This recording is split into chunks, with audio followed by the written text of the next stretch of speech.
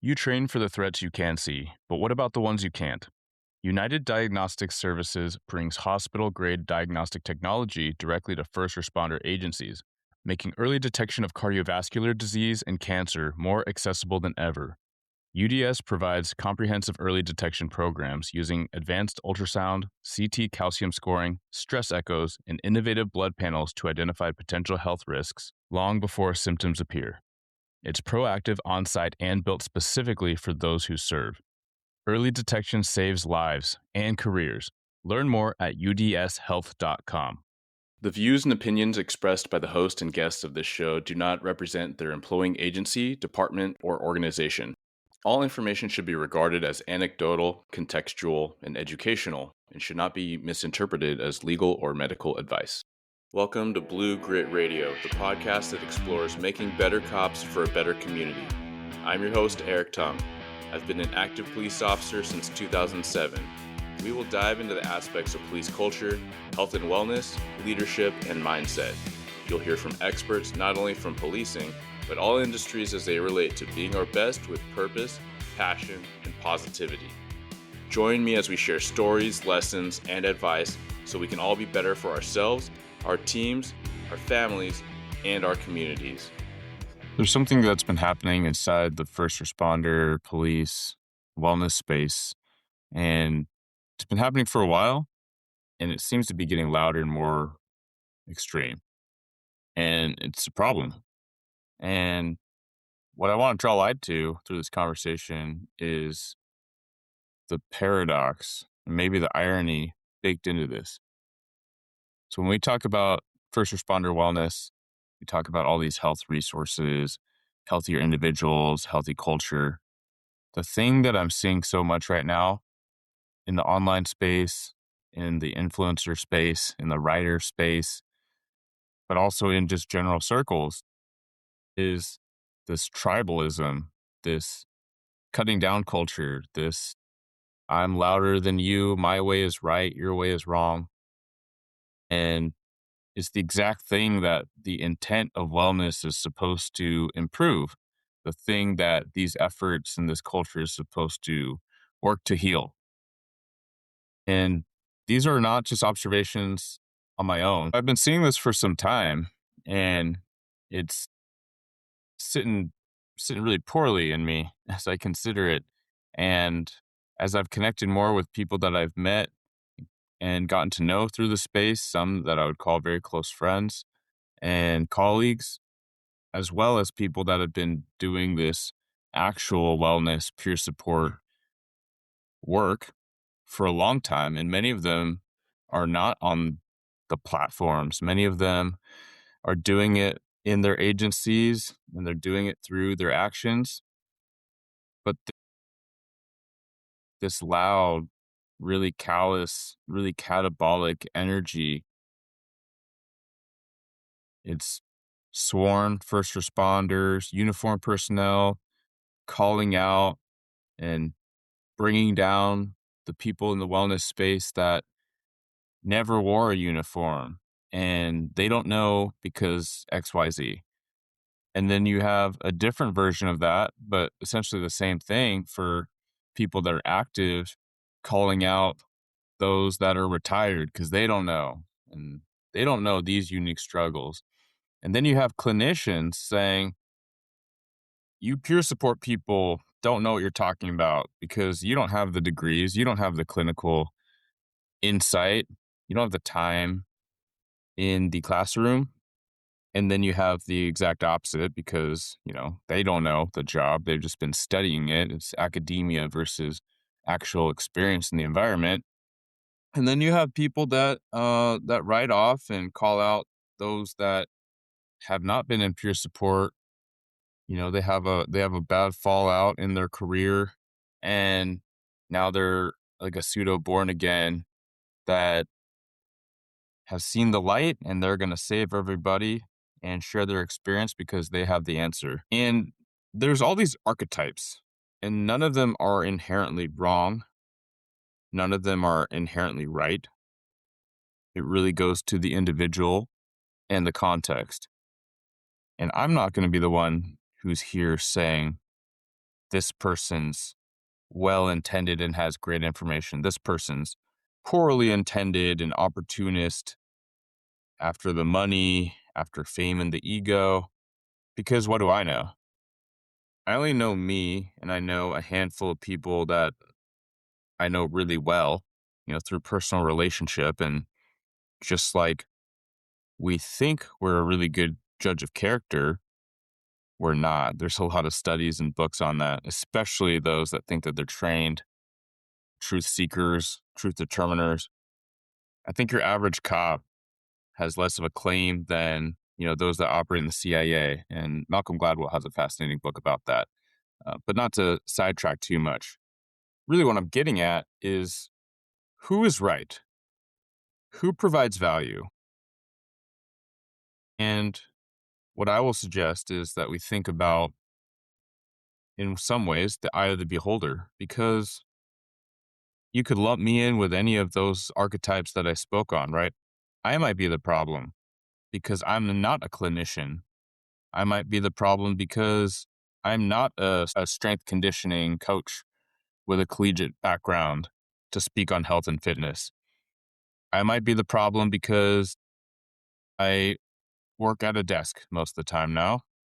I might be a problem because I'm not a chief or a sheriff. I might be the problem because I'd never worked SWAT, because I was never a co-responder, because I was never a hostage negotiator, and on and on and on. So what is it? I think rather than defining like what is the right stuff in wellness, I think we should think about what is of the right environment. Like what is contributing to the helpful, collaborative, constructive environment? Because is that not what wellness is? Is wellness not the practice or the concepts or the verbs that you undertake and you work towards to help yourself and those around you be the best that they can be, so that they can physically, mentally, emotionally, spiritual operate at their best, so they can continue to serve this endeavor, this public service, this public safety, mentoring, community building? Is that not the stuff? So if we want to talk about wellness and we start looking around and we start seeing who's making it all about them, or who's spending all of their keystrokes taking others down a peg rather than building something meaningful and positive, I think that's worth looking at, right? And for sure, there's a difference between wanting to share resources, and there's a lot of work that goes into writing a book. There's a lot of work that goes into crafting a presentation. There's a lot of work that goes into developing a course, running a podcast. And so I don't think it's fair to write off sharing as blatant narcissistic self promotion, because again, that could be me. And if that's someone's purview, then that's okay. I accept that that is the risk of doing anything, and doing anything loudly, prominently, publicly. Um, it's kind of like the metaphor of the cop that goes out there and gets after it and gets into chases and gets into scuffs, because when they arrest people, some people don't want to be arrested. Yes, that person is going to be in the light more often than the person that hides. But what's the intent, right? What is that person trying to accomplish? What are they trying to do? They're trying to do their job. They're trying to help people. They're trying to be proactive. They're trying to make a difference. And the person that is sitting in the shadows watching Netflix, that is not the thing. And so we shouldn't reward those people squawking and making all the noise, because they're keyboard warriors and they're essentially watching Netflix over here. So this is where it gets hard, as I recognize and I shared. Yes, I could get lumped in with these things, and ultimately I could get lumped into one of those camps, and I might sound to somebody or somebody's that it's the pot calling the kettle black right now, because I'm talking about my stance on what wellness is and what it should be. But I think that if you're along for these conversations, if you're along for the ride, you're hearing the intent. The reason why you're sharing these things out is because you know what the message is, you feel what the message is, you're of the same volition, and you are proverbially cut from the same cloth where you're trying to do the best you can with what you have in support of yourself, those depending on you, your team, and ultimately the greater whole, which is why we said we signed up for this thing. It's for the community. It's not about us. And so when we have these conversations, we write these posts, is it for the community? Is it for the collective? Is it for the public? Or is it for us? So how do we sift through all that? I think we ought to think about our reputations and their reputations, right? So track record, does it exist in a real resume, right? And when I say real resume, that's like the actual work you've done. That's the relationships you've built. That's the culture you've contributed to. That's the attitude and environment you've helped foster, not what you say on social media, not flashy videos. The next thing I would say is, what are we focused on? Are we focused on wellness? Are we focused on growing, supporting, healing, same team? Or are we focused on the problem, right? Are we villainizing others? Is most of the content saying what's wrong with other people? Because talking about what's wrong with other people doesn't fix things. Leading humbly, modeling good behavior is what makes change. That's what makes influence. I've never been compelled much. Yeah, maybe in the moment, it's kind of enticing in the moment, but I've never been compelled much by those that bark and complain and point fingers at other people and what's wrong with other people. Yes, in my younger, more immature self, yeah, again, it's really sexy. It's really enticing. Hop on the bandwagon. They're the reason for my problems, not me. That is easier. That is more attractive. However, in truth, the long-term positive reflections I have are that it's those that do the thing. They lead through their actions, and oftentimes they do it really quietly, really humbly, certainly quieter than somebody like me that has a podcast. I know the irony there. But those are the people that really resonate with me. Those are the people that I've tried to model myself more like or try to take examples from. Law enforcement and government agencies struggle with parking citations, often because no one will pay them. Boots or other devices are costly, and they invite confrontation when implied and later removed by enforcing employees. With Tire Tag, you can avoid many hurdles and ultimately promote public safety and revenue collection. To learn more, visit tiretag.com. For a thorough conversation on how Tire Tag can help your agency and revenue collection, visit episode 204. That's 204. Although it can sound really awesome and it can be really appealing to tribe up, beat your fists, beat your chest and say those influencers are the problem, admins the problem, the public's the problem, the media's the problem, legislators are the problem. Okay, they might not be contributing to the solution as best as we would like. However, so what, now what? Are you going to outsource your feelings? Are you going to outsource your purpose or your lack to enact your purpose because you're pointing fingers instead of doing the work you need to do? And if you feel hindered to do the work you need to do, what can you work on? Is your life the one you want to live? Are you thriving? Are you living in this way that you would have always imagined? If you look back, will you say these years were spent meaningfully, with adventure, with creativity, with spark? Did you withhold? Will you be looking back with a regret for what you could have been doing with your time, effort, resource, relationship?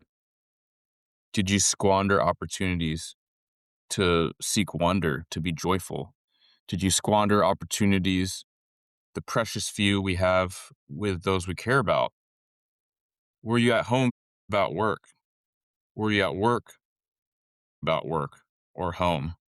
So, what is it? How do you want to spend your days? And how do you want to reflect when you don't have as many days, when you look forward and you project out through your life calendar, when the portion is smaller ahead than it was behind? If you're somewhere in the middle like me, you have a gift because you have this amazing opportunity to still see this extremely significant portion of life potentially ahead of you. I say potentially.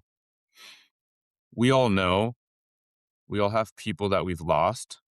And unfortunately, too many of us have known people lost far, far, far, far too young. That's young adults, that's kids, that's babies. What opportunities did they have? And what opportunities do we have? And how many are we squandering? My next point I would say is ask yourself if your gut aligns with the people that you're clicking like to, with the posts you're sharing and resharing. Does it align? Is that really the solution? Is it more yelling, chest beating that's going to get the point across, that's going to compel a change, whether it's for officer wellness or for something else? Is that the way? And who's saying it? Do you trust them? Are they credible to you? Why or why not? If you get a vibe and something they're saying resonates, is that enough? Maybe it is. Maybe it doesn't have to be about how much they know from the trenches that you went through, how much they have as far as letters and degrees. Maybe if they're saying something meaningful, it's meaningful because it strikes a nerve in you and it inspires you to think about things differently, more critically, more positively. Is there not value in that? Can we not learn from people outside of our circles and our industries? Sometimes those are some of the most poignant lessons we can learn. So, as I bring some thoughts together, I just want to encourage us all. And I say us all, myself included. The reason why I'm having this little monologue is because it's something that's been on my mind a lot. And I recognize all the points that I could be doing better. I recognize the different chapters and sections of my life where I've been really embittered, where I've been really negative about one thing or another. But we need these times to reflect and challenge ourselves to do a little bit better, because if we don't, we'll just fall into simple, simple little habits, right? The groove we grease is the one we'll fall into. So if we want to be more positive and constructive, we have to practice and sometimes force ourselves to be more positive and constructive. So let's carry on above the noise. Let's think about what motivates us, what inspires us. And so we got to root down and we got to think about our values, our mission, the people we care about, how our actions, our words, and our deeds do make a difference, and how we have to trust that. Because if we assume that nothing matters, what we do at work all day, day in, day out, it doesn't make a difference. If we assume that and we believe that, then we could very well be likely to be true. However, we challenge it and say, no, there's a chance that this does make a difference. I might not be able to see it. I might not have the perspective. I just have to trust. And I trust my buddies are making a difference. So why not me? Well, that's pretty dang good. And sometimes that'll have to be good enough. So I want to wrap by saying I appreciate you all that have been along with me in this discussion. And even like, I just want to relay my appreciation for people that don't listen. So it's not about like hearing it, but it's just putting this out in the universe and reflecting and recognizing my growth and my abilities and my networks, those that have helped me alongside those who have mentored me and taught me. And I'm not talking about bosses, I'm talking about all directions, right? I got officers mentoring me all the time, offering me and encouraging my perspective to stay fresh and diverse so I can be effective. It's about all that. It's about collaboration. It's about team, right? I think if we're living life the right way, As we get older and older and more experienced, we make it less about ourselves. We check the ego and we think big picture. We think about how our moves can influence the moves of many others, and that's what matters. A lot of times it might feel small, but in a lot of ways it is the butterfly effect. So I would love to hear your thoughts about this episode and things I've shared here. I love when you send me an email or a message, LinkedIn or whatever else. It lets me know what's landing. I don't like being positive just to be positive. I like being actionable and relevant and useful. So I will leave you with that. Stay above the noise. Avoid the haters, even if they're not directed towards you. Hate is hate and doesn't do anyone any good. So y'all take care, be safe, and stay gritty. Thank you for tuning into another episode of Blue Grit Radio. As always, support this community by subscribing, giving us a 5-star review, and following, liking, and sharing posts on Blue Grit Wellness on Instagram. You can reach me there or email me at bluegritwellness@gmail.com. Be well and stay gritty.